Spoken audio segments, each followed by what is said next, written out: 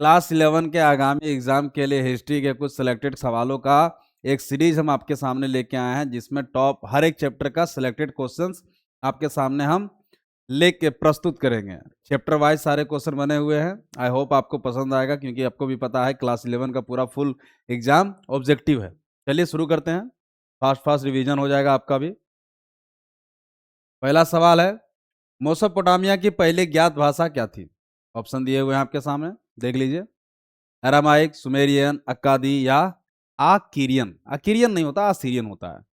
इसका सही आंसर हो जाएगा सुमेरियन। सुमेरियन मेसोपोटामिया की पहली ज्ञात सभ्यता थी और यही है उसका भाषा, ऐसा ही वो लिखा हुआ होता था। नेक्स्ट सवाल पे आते हैं, निम्नलिखित में से प्राचीनतम सभ्यता कौन सी थी? ऑप्शन दिया हुआ है, मिस्र, चीन, सिंधु घाटी सभ्यता या मेसोपोटामिया की सभ्यता।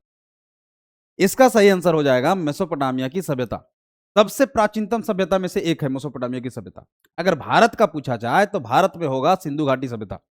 नेक्स्ट सवाल पे आते हैं, निम्नलिखित में से प्राचीनतम सभ्यता कौन सी है? देखिए, मेसोपोटामिया की सभ्यता, और ये वैसा वहां का स्ट्रक्चर होता था, वहां के महलों का, वहां के मंदिरों का। नेक्स्ट है, मेसोपोटामिया की आरंभिक सभ्यता कौन सी थी? ऑप्शन दिया हुआ है, सुमेरियन, बेबीलियन, आसीरियन या कैलेडियन। इसका सही आंसर हो जाएगा सुमेरियन सभ्यता।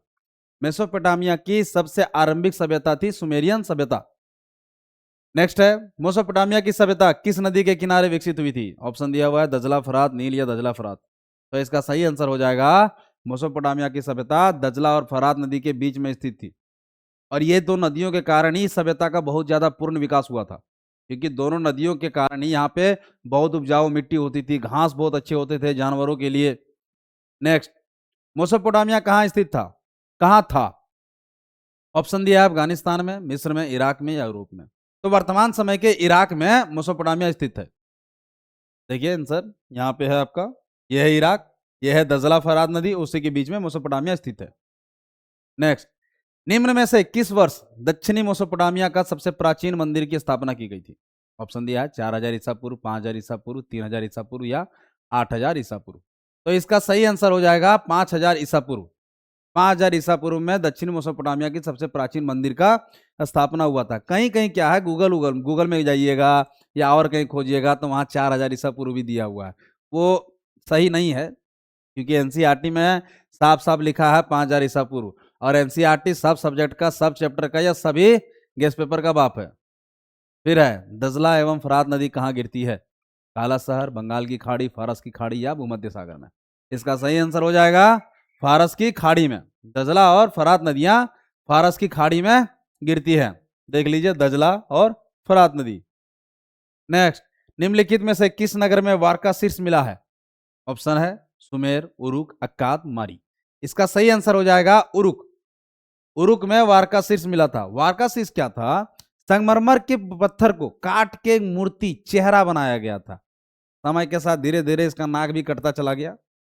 नेक्स्ट, बेबीलोन के दक्षिणी क्षेत्र को क्या कहा जाता था? सुमेर, मारी, बेबीलोनिया या अक्कद। इसका सही आंसर हो जाएगा अक्कद। बेबीलोन के सबसे दक्षिणी हिस्से को अक्कद कहा जाता था। नेक्स्ट, बेबीलोन नगर का प्रमुख देवता कौन था? मृदुक, एनलिन, सूर्य या एस्टर। तो इसका सही आंसर हो जाएगा मृदुक। मृदुक बेबीलोन का सबसे प्रमुख देवता था। देखिए, ये उनका फोटो है, ये उनका ओरिजिनल फोटो है, ये आर्टिफिशियल है, गूगल से निकाल के बनाया गया। नेक्स्ट, उर कौन सा देवता था? चंद्र, सूर्य, युद्ध या बेबीलोन। तो उर चंद्र देवता था। जिस प्रकार हम हिंदुओं का भी एक चंद्र देवता होते हैं, उसी प्रकार से उर भी क्या था? एक चंद्र देवता, यही है उर। नेक्स्ट, नीनवे नगर किस सभ्यता में स्थापित था? ऑप्शन है, सुमेरिया, असीरियाई, बेबीलोन या सिंधु घाटी। तो सर, नीनवे नगर असीरिया में स्थित था। फोटो में देख लीजिएगा, वहीं पे दिख जाएगा आपको। देखिए, नीनिवे है असीरिया में। नेक्स्ट, उरुक के एक प्राचीन शासक का नाम बताएं। अनमरकर, असुरबनिपाल, यूनिडस या गिलगमिस। उरुक के सबसे प्राचीन शासक का नाम था गिलगमिस। इसके बारे में प्रसिद्ध है कि ये क्या किया था, बहुत कोशिश किया था अमर होने के लिए। तो अमरता का जितना रास्ता इसको पता चला कि ऐसे ऐसे करने से अमरता प्राप्त किया जा सकता है, उस सबके लिए कोशिश किया था। तो एक तरह से ये अल्टरे राजा था। नेक्स्ट है, झुलते बाग की सभ्यता की देन थी? बेबीलोनिया सभ्यता, हड़प्पा, मिस्र या माया। देखिए झूलते बाग में क्या था, महलों के ऊपर बहुत सारे पेड़ पौधे लगाए जाते थे और वहां से पानी का एक बहाव निकाला जाता था। वो क्या है, उस जगह को बहुत ज्यादा अट्रैक्टिव बना देता था। वो थे हमारे बेबीलोनिया की सभ्यता में। नेक्स्ट है, वर्तमान समय में हड़प्पा किस देश में स्थित है? तो सर वर्तमान समय में हड़प्पा जो है वो पाकिस्तान में स्थित है। और स्थिति देख के लग भी रहा है पाकिस्तान जैसा ये भी क्या है, बीमार है।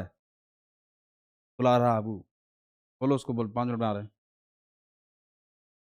ओल्ड टेस्टामेंट किस पुस्तक का प्रथम भाग है? ऑप्शन है कुरान, बाइबल, गीता या रामायण। तो सर ओल्ड टेस्टामेंट जो है वो बाइबल का ही प्रथम भाग है। नेक्स्ट है, जिमरलिंग का विशाल राजमहल कहां स्थित था? बगदाद, उर, माही या बेबीलोन में? तो सर जिमरलिंग का विशाल जो राजमहल था वो उर में स्थित था। यही है वो विशाल महल। ऐसी संरचनाएं लगभग मेसोपोटामिया में हर जगह दिखाई देती थी। नेक्स्ट है, मेसोपोटामिया सभ्यता के लोगों की लिपि क्या थी? देवनागरी, किलाकट, चित्रात्मक लिपि या सैंधव लिपि? तो सर अगर आप पहला चैप्टर पढ़े होंगे तो ये बहुत ही ज्यादा घिनघिना गया है चैप्टर। हर एक सवाल इसका पूरा मतलब कचड़ा कर दिया गया है। इसका सही आंसर क्या हो जाएगा? कीलाकट लिपि। देख लीजिए यही है कीलाकट लिपि। एरेक तथा सुमेर के राजा की उपाधि किसने धारण की थी? ऑप्शन है डिग्रडाम, लुगल जगमिसी, सेनाकेरीब या सिल्लामेस। इसका सही आंसर हो जाएगा लुगल जग्गिसी। एरेक और सुमेर के राजा की उपाधि लुगल जग्गिसी ने धारण की थी। मेसोपोटामिया वालों ने संसार को क्या सिखाया? ऑप्शन है चाक का प्रयोग, आग का प्रयोग, लिपि का प्रयोग या भाले का प्रयोग। तो सर इसमें देखिए एक बात समझिए, चाक का प्रयोग भी मेसोपोटामिया ने ही हमें सिखाया था और लिपि का प्रयोग भी मेसोपोटामिया ही सिखाया था। लेकिन जब ऑप्शन में दोनों आए तो सबसे पहले चाक का प्रयोग ही हमारे पास ऑप्शन में सही होना चाहिए, क्योंकि चाक के प्रयोग के बाद आया था लिपि का प्रयोग। नेक्स्ट सवाल जाइएगा। एक काम करते हैं चौथे चैप्टर पे आ जाते हैं, फिर धीरे धीरे सारा आता जाएगा। चैप्टर क्या है, थोड़ा गड़बड़ा गया है। यह है चैप्टर 4, 3 वर्ग। देखिए सामंतों का घर क्या कहलाता था? ऑप्शन है नाइट, मैनर भवन, फीका या एबी। इसका सही आंसर हो जाएगा मैनर भवन। सामंतों का घर मैनर भवन कहलाता था। सर्फ किसे कहा जाता है? पोप, दुर्ग, भूदास या जागीर? तो सर सर्फ कहा जाता था भूदास को। लोग क्या करते थे, जैसे भारत में ही क्या है, बहुत ज्यादा ब्याज पे लोग पैसा किसी को दे देते थे ताकि वो क्या करे, उस सूद ब्याज के जिंदगी मतलब लफड़े में ऐसा फंसे कि वो कभी निकल ही नहीं पाए। ऐसा ही होता था वहां पे भी। लोगों को कर्ज देके ऐसा गुलाम बना दिया जाता था कि उसके बाल बच्चों को या उसी को अपने जमीनों पे गुलाम बना के रखा जाता था। पादुना विश्वविद्यालय किस देश में स्थित है? तो इसका सही आंसर हो जाएगा इटली। देखिए ये है पादुना विश्वविद्यालय। इसका आर्किटेक्ट जो है बहुत ही ज्यादा शानदार है, लोगों को देखना चाहिए ऐसी चीजों को। नेक्स्ट है, पेट्रोक किस नगर का स्थायी निवासी था? पादुआ, बेलोना, सिसिली या फ्लोरेंस? इसका सही आंसर हो जाएगा फ्लोरेंस। वर्तमान समय का फ्लोरेंस ऐसा दिखाई देता है। यहाँ पे ही पेट्रोट निवासी करते थे। फ्रांसिस्को फ्रांसिस्को पेट्रोट 14वीं सदी के एक प्रसिद्ध इतावली विद्वान कवि थे, जिन्होंने क्या किया था, मानवतावाद का जनक कहा जाता था इसे, फादर ऑफ ह्यूमनिज्म। उन्होंने पुनः जागरण की नींव रखने में महत्वपूर्ण भूमिका निभाई थी और सोनेट मतलब कविता लेखन को लोकप्रिय बनाता था। जर्मनी के फ्रैंक नहीं होगा सर, फ्रैंक होगा। जर्मनी के फ्रैंक जनजाति ने किस देश का निर्माण किया? स्कॉटलैंड, इंग्लैंड, स्पेन या फ्रांस? तो इसका सही आंसर हो जाएगा फ्रांस। जर्मनी के फ्रैंक जनजाति ने फ्रांस देश का निर्माण किया था। नेक्स्ट, कृषक के द्वारा चर्च को अपनी फसल का 10वां भाग देना पड़ता था, जिसे क्या कहा जाता था? ऑप्शन है फ्लोमैन, टैली, एबी या टीथ। इसका सही आंसर हो जाएगा टीथ। कृषक के द्वारा चर्च को अपनी फसल का जो 10वां भाग दिया जाता था उसे टीथ कहा जाता था। भारत में भी ऐसा होता था। मार्क ब्लॉक कौन था? वैज्ञानिक, इतिहासकार, ज्योतिष या चित्रकार? तो इसका सही आंसर हो जाएगा इतिहासकार। मार्क ब्लॉक अपने समय के प्रसिद्ध इतिहासकार में से एक थे। यूरोप में सबसे पहले विश्वविद्यालय कहां स्थापित हुआ था? इटली, फ्रांस, स्पेन या पुर्तगाल? इसका सही आंसर हो जाएगा इटली। इटली में ही सबसे पहले विश्वविद्यालय स्थापित हुए थे। सामंतवाद की छोटी इकाई क्या थी? नाइट, राजा, ड्यूक या इनमें से कोई नहीं? तो इसका सही आंसर हो जाएगा नाइट। सामंतवाद की सबसे छोटी इकाई नाइट होती थी। ये क्या होते थे? राजाओं के लिए कार्य करते थे, और जब ये रिटायर होते थे तो राजा क्या करते थे, इनको एक संपत्ति देते थे या जमीन उमीन दे देते थे जो बिना ब्याज का होता था। सामंतवाद का अधिक्रम नहीं था, ड्यूक, किसान, नाइट या राजा? तो सर सामंतवाद का किसान अधिग्रहण में नहीं था, वो सबसे नीचे पे रहता था।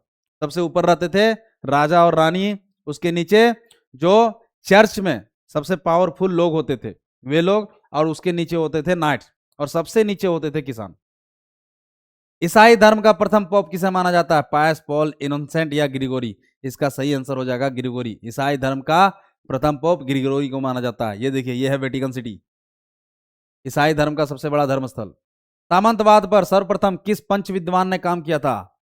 हिंडलगार्ड, क्लोविस, मार्क ब्लॉक या चार मार्टल? इसका सही आंसर हो जाएगा मार्क ब्लॉक। सामंतवाद पे सबसे पहले यही काम किए थे। नेक्स्ट है, हेनरी सप्तम ने ट्यूडर वंश की स्थापना कब की थी? 1385, 1395, 1475 या 1485? तो सर हेनरी सप्तम ने ट्यूडर वंश की स्थापना 1485 में की थी। यही है हेनरी ट्यूडर्स। तथ्यों की खोज न्यू आम्स्टरडम का आधुनिक नाम क्या है? न्यूयॉर्क, मिसिसिपी, वेस्ट इंडीज या ऑस्ट्रेलिया? इसका सही आंसर हो जाएगा न्यूयॉर्क। तथ्यों की खोज न्यू आम्स्टरडम का नया नाम न्यूयॉर्क है।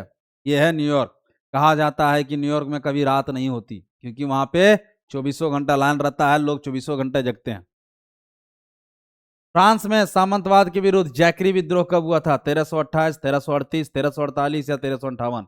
तो इसका सही आंसर हो जाएगा 1358। फ्रांस में जैकरी विद्रोह 1358 में हुआ था, राजाओं और किसानों के बीच में। सेना किसान बोलिए। नेक्स्ट है, निम्न में से कौन सी सामंतों की एक श्रेणी नहीं थी? नाइट, ड्यूक, सर्फ या बैरन? तो इसका सही आंसर हो जाएगा बैरन। बैरन क्या थी? सामंतों की एक श्रेणी नहीं थी। सामंतों की श्रेणी में नाइट आते हैं, ड्यूक आते हैं और सर्फ आते हैं। लॉर्ड के घर को क्या कहा जाता था? सबसे पहला क्वेश्चन यही था, लॉर्ड के घरों को मैनर कहा जाता था। नेक्स्ट है, किस शासक के काल में यूरोप में सामंतवाद की जड़ें मजबूत हुई? क्लोविस, सोलोमन, हेनरी चतुर्थ या लुई 11वां? तो इसका सही आंसर हो जाएगा सोलोमन के काल में यूरोप में सामंतवाद की जड़ें मजबूत हुई थी। यही है सोलोमन। इस पे बहुत सारी कहानियां आपको मिल जाएंगे विदेशों में, खासकर यूरोप में। सेंट बेनेडिक्ट तथा ब्लूबी किसके नाम है?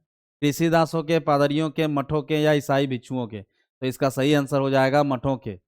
सेंट बेनेडिक्ट तथा ब्लूबी मठों के नाम होते थे। मठ मतलब जैसे हम लोग का हो गया मंदिर, मुसलमानों का मस्जिद, उसी तरह से ये भी मठ थे। सामंतवाद अर्थव्यवस्था कैसी थी? खुली अर्थव्यवस्था, बंद अर्थव्यवस्था, निर्वाह अर्थव्यवस्था या इनमें सभी? तो इसका सही आंसर हो जाएगा निर्वाह अर्थव्यवस्था। अब देखिए निर्वाह अर्थव्यवस्था है क्या।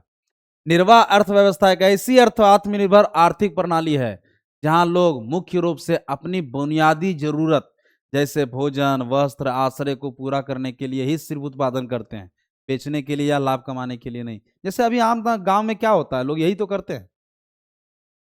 चलिए, 2 चैप्टर आपका खत्म हो गया। आई होप आपको पसंद आया होगा, ज्यादा लंबा नहीं करेंगे। कल फिर से एक नया इसका दूसरा सीरीज का दूसरा सेट हम लेके आएंगे। कुछ गलतियां हो तो बताइएगा। बाकी धन्यवाद।